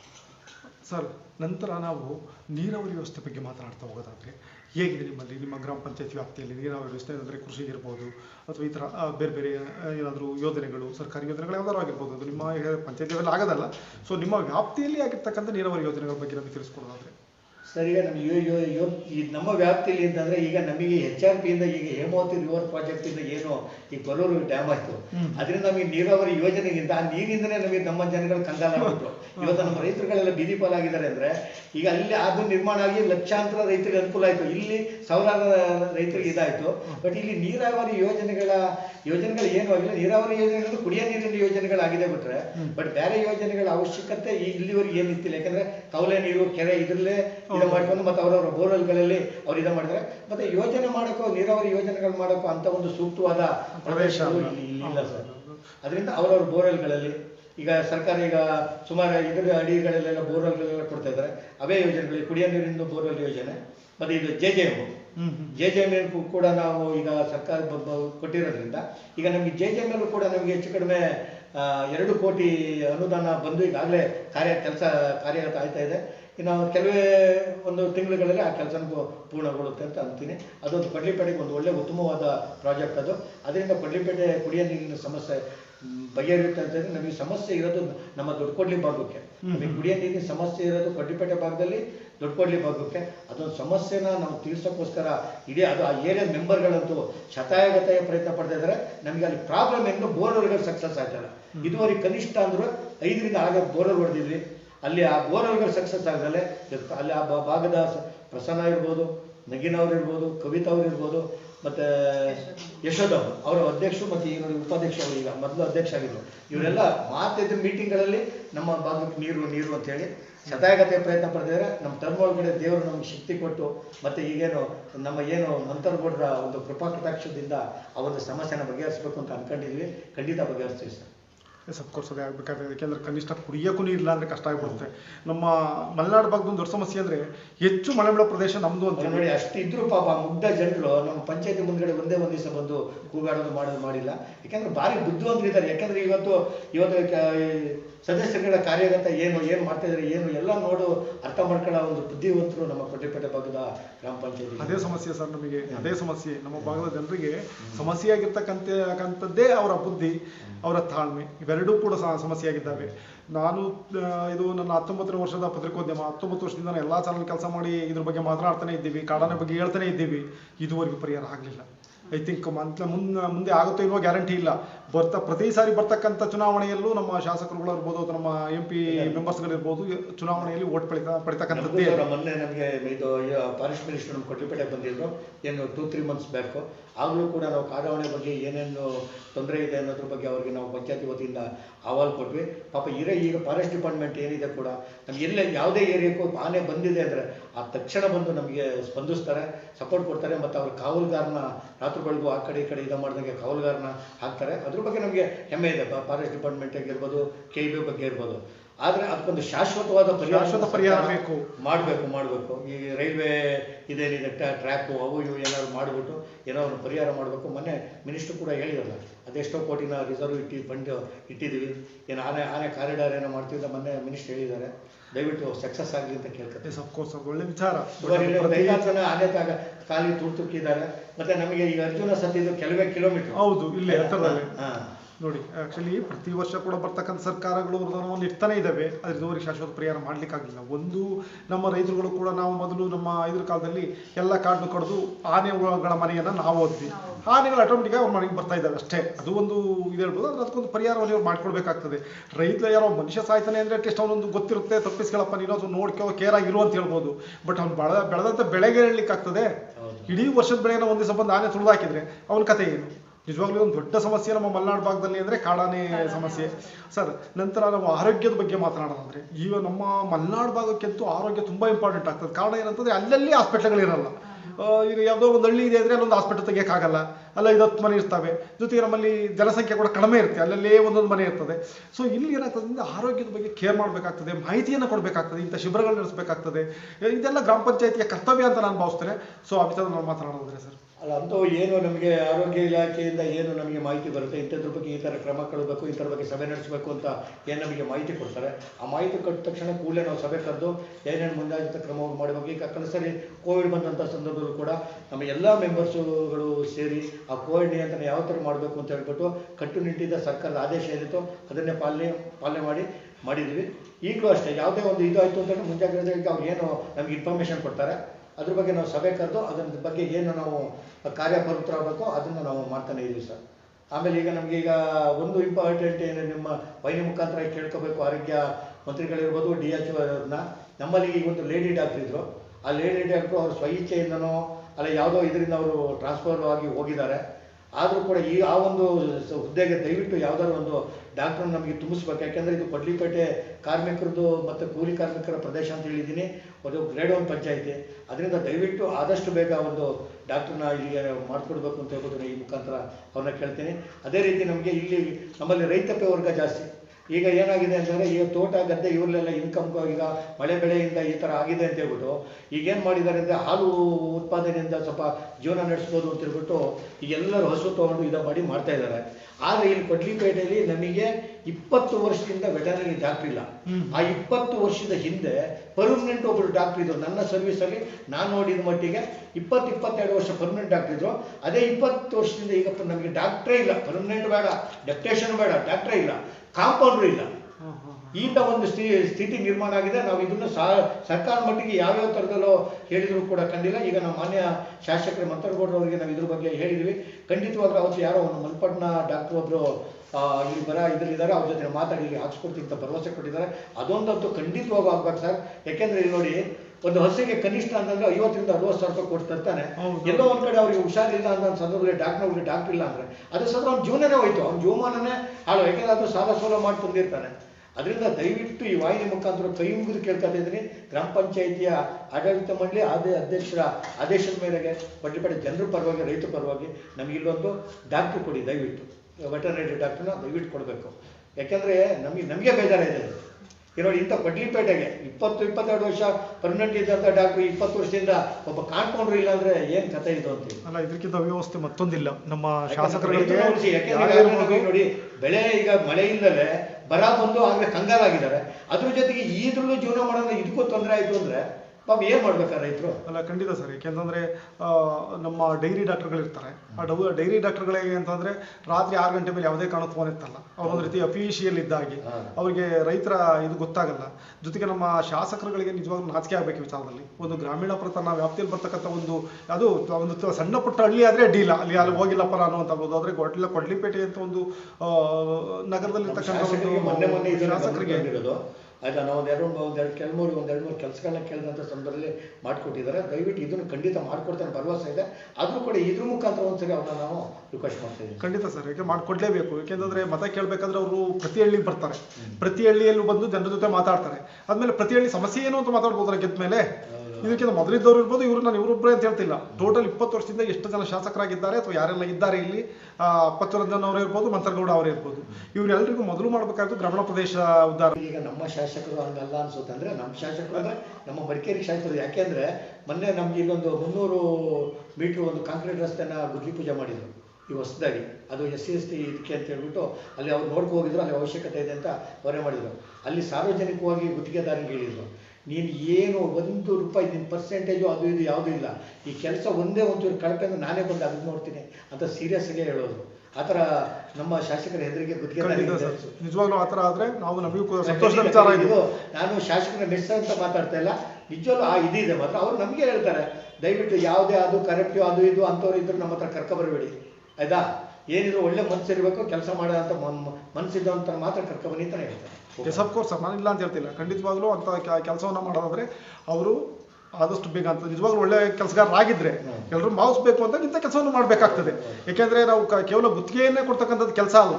ಗುತ್ತಿಗೆಕ್ಕಿಂತ ಮೊದಲಾಗಿ ನಮಗೆ ಇಲ್ಲಿ ಬೇಕು. ರೈತರಿಗೆ ನೀವು ಹೇಳಿದಾಗೆ ಒಂದು ಹಸುಗೆ 80,000 1 ಲಕ್ಷ ಆಗಿದೆ. 1 ಲಕ್ಷ ಆಗಿದೆ, 60,000 ಕಸುಗಳು ಸಿಗ್ತಾ ಇಲ್ಲ. 1 ಲಕ್ಷ ರೂಪಾಯಿ ಹಸು ಸತ್ರೆ ಆ ರೈತನ ಕತೆ ಏನು? ಈಗ ನಮ್ಮ ಜಿಲ್ಲಾ ಪಂಚಾಯತ್ ಯಾರೇ ಇರ್ಬೋದು, ರಾಜಕಾರಣಿಗಳಿಗೆ ದೊಡ್ಡ ಸಮಸ್ಯೆ ಅಲ್ಲ 1 ಲಕ್ಷ, ಅದು ಕನಿಷ್ಠ ಅವರಿಗೆ, ಬಟ್ ಇದು ಗರಿಷ್ಠ ರೈತರಿಗೆ. ಆಗ ಇಂಥ ಕೆಲಸಗಳನ್ನು ಮಾಡಬೇಕಾದ ಅವ್ರ ಜವಾಬ್ದಾರಿ ಅವ್ರು ಮಾಡ್ತಾರೆ, ಮಾಡಲೇಬೇಕು. ಸರ್, ನಂತರ ನಾವು ಪಂಚಾಯತಿ ಅಭಿವೃದ್ಧಿಯ ಬಗ್ಗೆ ಮಾತನಾಡೋದಾದ್ರೆ, ಟೋಟಲ್ ಓವರಾಲ್ ಎಲ್ಲ ಅಧ್ಯಕ್ಷಗಳ ಇದರಿಂದ ಓವರಾಲ್ ಒಂದು ಅಭಿವೃದ್ಧಿಯ ಬಗ್ಗೆ ಮಾತನಾಡೋದಾದ್ರೆ ಹೇಳಿ ಸರ್, ಏನೆಲ್ಲ ಅಭಿವೃದ್ಧಿ ಮಾಡಿದ್ದೀರಾ? ನೋಡಿ ಸರ್, ಈಗ ನಾವು ಸ್ಟಾರ್ಟಿಂಗಿಂದ ಹೇಳ್ಬೇಕು ಅಂತಂದರೆ ಅದೇ ಜಯಮ್ಮನವರು ಅಧ್ಯಕ್ಷ, ಜಯಮ್ಮನವ್ರದ್ದು KK ರೇಣುಕವರು ಅಧ್ಯಕ್ಷ ಆದಂಥ ಸಂದರ್ಭದಲ್ಲಿ ನಮ್ಮದೊಂದು ಕಾಂಪ್ಲೆಕ್ಸ್ ಕೊಡ್ಲಿಪೇಟೆಗೆ ಪಂಚಾಯತಿಗೆ ಆದಾಯ ಬರುವಂಥ ಒಂದು ಕಾಂಪ್ಲೆಕ್ಸು ನಿರ್ಮಾಣ ಆಯಿತು. ತದನಂತರ ಈಗ ಈ ಚರಂಡಿಗಳಿತ್ತಿಲ್ಲ, ಕೊಡ್ಲಿಪೇಟೆಯಲ್ಲಿ ಚರಂಡಿಗಳನ್ನ ಕಾಣದಲ್ಲೇ ಎಷ್ಟೋ ಅಂಥ ಸಂದರ್ಭದಲ್ಲಿ ಸಾಕಷ್ಟು ಕಡೆ ಎಲ್ಲೆಲ್ಲಿ ಬೇಕೋ ಅವಶ್ಯಕತೆ ಇದ್ದಲ್ಲಿ ಚರಂಡಿಗಳಾಯಿತು. ಅದೇ ನಾಗರಾಜ್ ಅವರಿದ್ದಂಥ ಸಂದರ್ಭದಲ್ಲಿ ಅದೇ ಒಂದು ಇವರು ಸದಾನಂದ ಗೌಡರು ಇದರಲ್ಲಿ ಒಂದು ಪೈಪ್ಲೈನ್ ಆಯಿತು. ಇವರು ಔರಂಗಜೇಬು ಅಧ್ಯಕ್ಷ ಆದಂಥ ಸಂದರ್ಭದಲ್ಲಿ ಇದೊಂದು ಬಿಲ್ಡಿಂಗು ಕನ್ಸ್ಟ್ರಕ್ಷನ್ ಆಗಿ ಒಂದು ಉತ್ತಮವಾದ ನಮಗೆ ಬಿಲ್ಡಿಂಗೇ ಇದ್ದಿಲ್ಲ. ಆಮೇಲೆ ಈಗ ನಾನು ಅಧ್ಯಕ್ಷ ಆದಂಥ ಸಂದರ್ಭದಲ್ಲಿ ಇಲ್ಲಿಗೆ ನಾನು ಮತ್ತೆ ಶೋಭಿತ್ ಅವರು ಕೂಡ ಇಲ್ಲಿ ಅಧ್ಯಕ್ಷ ಆಗಿದ್ರು. ಅಂಥ ಸಂದರ್ಭದಲ್ಲಿ ಇಲ್ಲಿ ಒಂದು ರೋಡ್ ಇತ್ತಿಲ್ಲ, ನಮಗೆ ಗೇಟಿಂದ ಇಲ್ಲಿವರೆಗೆ ಒಂದು ರೋಡ್ ಇತ್ತಿಲ್ಲ. ಅದನ್ನು ಇಂಟರ್ಲಾಕ್ ಆಗಿ ಇದೊಂದು ರೋಡ್ನ ಕೂಡ ನಾವು ಮಾಡಿದ್ವಿ. ಅದೇ ರೀತಿ ಈಗ ಇವರು ಅಧ್ಯಕ್ಷ ಆದವರು ಯಶೋಧಮ್ಮ ಮತ್ತು ಇವರು ಅಧ್ಯಕ್ಷ ಆದಂಥ ಸಂದರ್ಭದಲ್ಲಿ ಗೀತಾ ತ್ಯಾಗರಾಜರು ಅಧ್ಯಕ್ಷ ಆದ ಸಂದರ್ಭದಲ್ಲಿ ಈಗ ನಮಗೆ ಒಂದು ಟ್ರ್ಯಾಕ್ಟರ್ ಬಂದಿದೆ, ಟ್ರೈಲರ್ ಬಂದಿದೆ, ಮತ್ತು ಅದ್ರ ಜೊತೆಗೆ ಒಂದು ಇದು ಟ್ಯಾಂಕರು ಕೂಡಲೇ ಇನ್ನೊಂದು ಕೆಲವೇ ದಿವಸಗಳಲ್ಲಿ ಬರ್ತಾ ಇದೆ. ಅದೇ ರೀತಿ ನಮಗೆ ಎಲ್ಲೆಲ್ಲಿ ನೀರಿಗೆ ಅವಶ್ಯಕತೆ ಇದೆ, ಆ ನೀರಿನ ಅವಶ್ಯಕತೆ ಎಲ್ಲೆಲ್ಲಿದೆ ಅಲ್ಲಿಗೆ ನಾವೆಲ್ಲ ತುಂಬ ಬೋರ್ವೆಲ್ಗಳನ್ನ ಹೊಡೆದು ನೀರಿನ ಸಂಪರ್ಕವನ್ನು ಕೊಟ್ಟಿದ್ವಿ. ಈಗ ನಮಗೆ ಸಪೋಸ್ ಅಲ್ಲಿ ಶಾಂಪುರಕ್ಕೆ ಒಂದು ನೀರಿನ ಸಮಸ್ಯೆ ಇತ್ತು, ಅಲ್ಲಿಗೊಂದು ಬೋರ್ವೆಲ್ ಮಾಡಿದೋ. ಈಗ ಮುನ್ಸಿಪಾಲಿಟಿ ಸೆಕೆಂಡ್ ಬ್ಲಾಕ್ ಕೊಡ್ಲಿಪೇಟೆ ಅಲ್ಲಿಗೂ ನಮ್ಗೆ ಗೆದ್ದು ಒಂದು 15 ದಿವಸದೊಳಗಡೆ ಒಂದು ಬೋರ್ವೆಲ್ ಹೊಡೆದು ನೀರಿನ ಪೈಪ್ಲೈನ್ ಮಾಡಿ ಒಂದು ನೀರು ಕೊಟ್ಟು. ಇದೇ ರೀತಿ ಈಗ ನಾವು ನೀರಿನ ಸಮಸ್ಯೆ ಇತ್ತು, ಅಲ್ಲೂ ಈಗ ನಾವು ಕೆಲಗಡೆ ನೀರಿನ ಸಮಸ್ಯೆ ತೀರಿಸಿದ್ವಿ. ಮತ್ತು ಎಲ್ಲ ಕಡೆ ಕೆಲವು ಕಡೆ ಕಾಂಕ್ರೀಟ್ ರೋಡ್ ಇರ್ಬೋದು, ಜಲ್ಲಿ ರೋಡ್ ಇರ್ಬೋದು. ಮತ್ತು ನವಗ್ರಾಮದಲ್ಲಿ ಒಂದು ಓವರ್ ಹೆಡ್ ಟ್ಯಾಂಕ್ CPWS ಅಂತ ಹೇಳ್ಬಿಟ್ಟು ಅದೊಂದು 15 ಲಕ್ಷ ಇತ್ತು. ಮತ್ತು ಇಲ್ಲಿ ನಮ್ಮ ಪಂಚಾಯತಿ ಹತ್ರ ಒಂದು ಟ್ಯಾಂಕ್ನ ಇದು ಮಾಡಿ, ಮತ್ತು ಸೆಂಟೆನ್ಸ್ ಕಾನ್ವೆಂಟ್ ಹತ್ರ ಶಾಂತಪುರ ಅಲ್ಲೊಂದು ಟ್ಯಾಂಕ್ನ ಓವರ್ ಹೆಡ್ ಟ್ಯಾಂಕ್ ಮಾಡಿದ್ವಿ. ಅವೆಲ್ಲ ಆಗಲೇ ಸರ್ವಿಸ್ ಆಗಿ ನಡೀತಾ ಇದ್ದಾವೆ. ಮತ್ತು ಕಲ್ಲು ಕೋರೆಗೆ ಅತಿ ಹೆಚ್ಚಿನ ಸಮಸ್ಯೆ ಇದ್ದಿದ್ದು ನೀರು. ಈ ದೊಡ್ಡಕೋಟೆ ಬ್ಲಾಕ್ಗೆ ಮೆಂಬರ್ಸಿಗೆ ಪಾಪ ನೀರಿನ ಒಂದೇ ಸಮಸ್ಯೆ. ಅಲ್ಲೂ ಕೂಡ ಈಗ ನಿಮಗೆ 4 ಜನ ಮೆಂಬರ್ಸ್ ಬಂದಮೇಲೆ, ಪ್ರಸನ್ನ ಮತ್ತು ನಗೀನಾ ಮತ್ತು ಯಶೋಧಮ್ಮ, ಕವಿತಾ ಇವರೆಲ್ಲ ಬಂದಮೇಲೆ ಒಳ್ಳೆ 1-2 ಬೋರ್ವೆಲ್ ಹೊಡೆದು ಒಳ್ಳೆ ನೀರು ಸಿಕ್ಕಿ ಈಗ ಅವ್ರಿಗೂ ನೀರಿನ ಸಮಸ್ಯೆ ಇಲ್ಲ. ಇದನ್ನು ಸರಿದೂಗಿಸಿ ನನ್ನಂದಾಗಿ ಕೊಡ್ಲಿಪೇಟೆ ಟೌನ್ ಮೆಂಬರ್ಸ್ಗಳು ಅವರು ಕೂಡ ಇವತ್ತು ಯಾರು ಮಾಡದೇ ಇದ್ದಂಥ ಕೆಲಸನ ಕೊಡ್ಲಿಪೇಟೆ 4 ಜನ ಮೆಂಬರ್ಸ್ಗಳು ಕೂಡ ಚರಂಡಿ ಇರ್ಬೋದು, ನೀರು ಇರ್ಬೋದು, ಪ್ರತಿಯೊಂದನ್ನು ಕೂಡ ಮಾಡಿದ್ದಾರೆ. ಯಾರು ಬೆರಳು ತೋರಿಸ್ಬೋದು ಆ ಮಟ್ಟಕ್ಕೆ ಇವತ್ತು ಕೊಡ್ಲಿಪೇಟೆ ಮಾಡಿದ್ದಾರೆ. ನೋಡಿ, ಫಸ್ಟ್ ಈಗ ಬಸವೇಶ್ವರ ದೇವಸ್ಥಾನ ಮುಂದ್ಗಡೆ ಒಂದು ಹೈಮಾಸ್ಟ್ ಲೈಟು, ಕಡೇಪೇಟೆ ಗಣಪತಿ ಟೆಂಪಲ್ ಮುಂದ್ಗಡೆ ಒಂದು ಹೈಮಾಸ್ಟ್ ಲೈಟು, ಅದು ಮೋಸ್ಟ್ ಶಾಸಕರ ಅನುದಾನದಲ್ಲಿ ಕನಕ ಆದರೂ ಕೂಡ ಅದು ಕೊಡ್ಲಿಪೇಟೆಗೆ ಆದಂಥ ಕೆಲಸ. ಆಮೇಲೆ ಬಸ್ ಸ್ಟ್ಯಾಂಡ್ ಮತ್ತು ನಮ್ಮ ದೇವಂ ಬೀದಿ ಅಂತ ಬರುತ್ತೆ, ಅಲ್ಲಿಗೊಂದು ಹೈಮಾಸ್ಟ್ ಲೈಟ್ ಹಾಕಿದ್ದಾರೆ ಕೊಡ್ಲಿಪೇಟೆ ನಮ್ಮ ಫಸ್ಟ್ ಬ್ಲಾಕ್ ಮೆಂಬರ್ಸ್ಗಳು. ಪ್ರತಿಯೊಬ್ಬರು ಏನು 15 ಜನ ಮೆಂಬರ್ಸ್ ಇದೆ, ಇನ್ಕ್ಲೂಡಿಂಗ್ ಅಧ್ಯಕ್ಷ ಉಪಾಧ್ಯಕ್ಷ. ಖಂಡಿತವಾಗೂ ಈ ಒಂದು 3 ವರ್ಷ ಟರ್ಮಲ್ಲಿ ನಿಜವೂ ಒಂದು ಜಿಲ್ಲಾ ಪಂಚಾಯತಿ ಮೆಂಬರ್ ಮಾಡೋ ಇಂತಿಗೆ ಹೆಚ್ಚಿನ ಕೆಲಸನ ನಾವು ಈ ಅಭಿವೃದ್ಧಿನ ಮಾಡಿದ್ವಿ. ಅದನ್ನು ಹೆಮ್ಮೆಯಿಂದ ಹೇಳ್ಕೊತೀವಿ. ಮುಂದೂ ಕೂಡ ಇಷ್ಟೇ ಅಲ್ಲ, ಈಗ ನಾವು ಒಂದು 20-30% ಮಾಡಿದ್ವಿ ಅಂತ ಅನ್ಸ್ಕೊತೀವಿ. ಮುಂದೂ ಕೆಲಸ ಮಾಡೋವಂಥದ್ದಿದೆ. ಖಂಡಿತವಾಗಿ ಕೈಲಾದ ಮಟ್ಟಿಗೆ ಸರ್ಕಾರದ ಅನುದಾನ ಮತ್ತು ತೆರಿಗೆ ರೂಪದಲ್ಲಿ ಏನು ಪಂಚಾಯತಿ ಬರುತ್ತೆ ಅದನ್ನು ಕ್ರೋಢೀಕರಿಸಿ ನಾವು ಪಂಚಾಯತಿ ಕೆಲಸಗಳನ್ನ ಮಾಡ್ಕೊಂಡು ಹೋಗ್ತೀವಿ. ಅಭಿವೃದ್ಧಿಯತ್ತ ಪಂಚಾಯತಿ ಸಾಗಬೇಕು ಅನ್ನೋದೇ ನಮ್ಮ ಗುರಿ. ಸಾಧ್ಯವಾದಷ್ಟು ಮಾಡ್ತೀವಿ ಸರ್. ಎಸ್, ಅಫ್ಕೋರ್ಸ್, ಒಂದು ಒಳ್ಳೆ ವಿಚಾರ ಸರ್.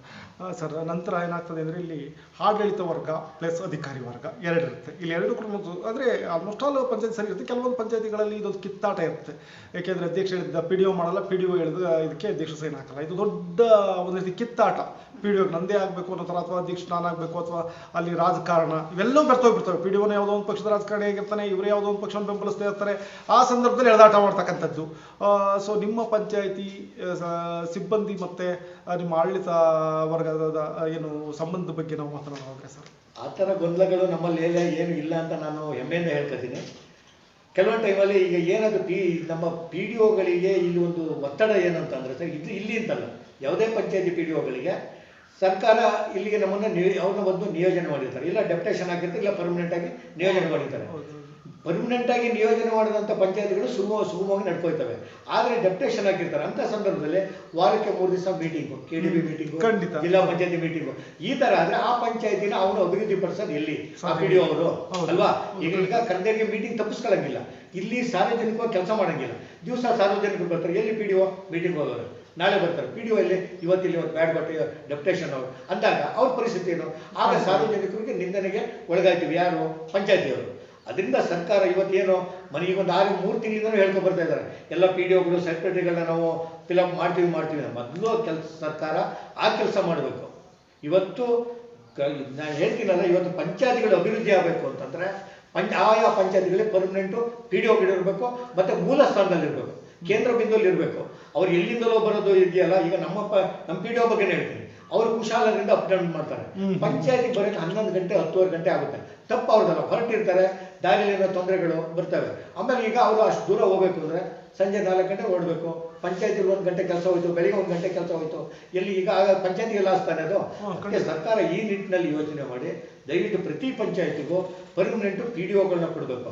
ಆ ಸಂದರ್ಭ ಅದು ಸಾಧ್ಯವಾದರೆ ಕೆಲವು ಪಂಚಾಯತ್ಗಳಿಗೆ ಪರ್ಮನೆಂಟ್ ಸೆಕ್ರೆಟರಿ ಕೊಡ್ಲಿ, ಆ ಕೆಲಸ ಅವ್ರವ್ರಿಗೆ ಚಾರ್ಜ್ ಕೊಡ್ಲಿ, ನಿಭಾಯಿಸ್ಕೊಂಡು ಹೋಗ್ತಾರೆ. ಇದನ್ನ ಮಾಡಿದ್ದೇ ಆದಲ್ಲಿ ನಿಜವಾಗ್ಲೂ ಎಲ್ಲ ಪಂಚಾಯತಿಗಳು ಭಾಗಶಃ ಅಭಿವೃದ್ಧಿ ಪಥದಲ್ಲಿ ಹೋಯ್ತವೆ ಅಂತ ಹೇಳ್ಬಿಟ್ಟು ನನ್ನ ಅಭಿಪ್ರಾಯ. ಮತ್ತೆ ನೀವು ಕೇಳಿದ ಪ್ರಶ್ನೆಗೆ ಸಂಬಂಧಪಟ್ಟಂತೆ ನಮ್ಮಲ್ಲಿ PDO ಅಧಿಕಾರಿ ವರ್ಗದಾಗಲಿ ನಮ್ಮ ಆಡಳಿತ ಮಂಡಳಿಯಲ್ಲಿ ಯಾವುದೇ ಗೊಂದಲಗಳಿಲ್ಲ. ಸಣ್ಣ ಪುಟ್ಟ ಬಂದರೂ ಕೂಡ ನಾವು ಸರಿದಿಸ್ಕೊಂಡು ಮೀಟಿಂಗ್ ಸಂದರ್ಭದಲ್ಲಿ ನಾವು ಸರಿ ಮಾಡ್ಕೊಂಡು ಹೋಗ್ತಾ ಇದ್ದೀವಿ.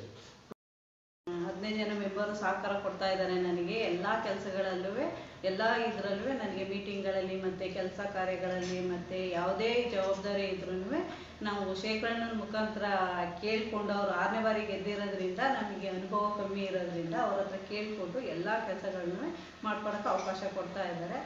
ಇಷ್ಟೇ ಮೇಡಮ್. ನಿಮ್ಮ ಅವಧಿಯ ಬಗ್ಗೆ ನಾವು ಮಾತನಾಡಿದ್ರೆ, ಈ ಅವಧಿಯಲ್ಲಿ ನೀವು ಅಂದರೆ ನಾನು ಚುನಾವಣೆ ನಿಂತ್ಕೋಬೇಕಾದ್ರೆ ನನಗೆ ಒಂದು ಕನಸಿರುತ್ತೆ, ಅಥವಾ ಒಂದು ಜನರಿಗೆ ಒಂದು ಇದನ್ನ ಕೊಡ್ತೇನೆ, ಭರವಸೆಯನ್ನು ಕೊಡ್ತೇನೆ. ಆ ಭರವಸೆಯನ್ನು ಕೊಡ್ತೇನೆ, ಜನ ಓಟ್ ಹಾಕಲ್ಲ.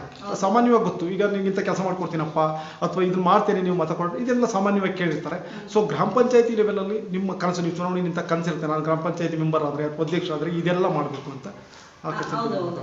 ನನಗೆ ಅಂದ್ರೆ ನಮ್ಮ ಏರಿಯಾಗಳಲ್ಲಿ ಏನೇನು ಕೆಲಸ ಕೇಳಿರ್ತಾರ ಆ ಕೆಲಸಗಳು ಫಸ್ಟ್ ಮಾಡ್ಕೊಡ್ಬೇಕು. ಮತ್ತೆ ಬಲ್ಬ್ಗಳು ಹಾಕ್ಸಿ ಅಂತ ಕೇಳಿರ್ತಾರೆ, ಬಲ್ಬ್ಗಳು, ಡ್ರೈನೇಜ್ಗಳು, ಮನೆಗಳು, ಇಂಥವೆಲ್ಲ ನಾವು ಮಾಡ್ಕೊಟ್ಟಿದ್ವಿ.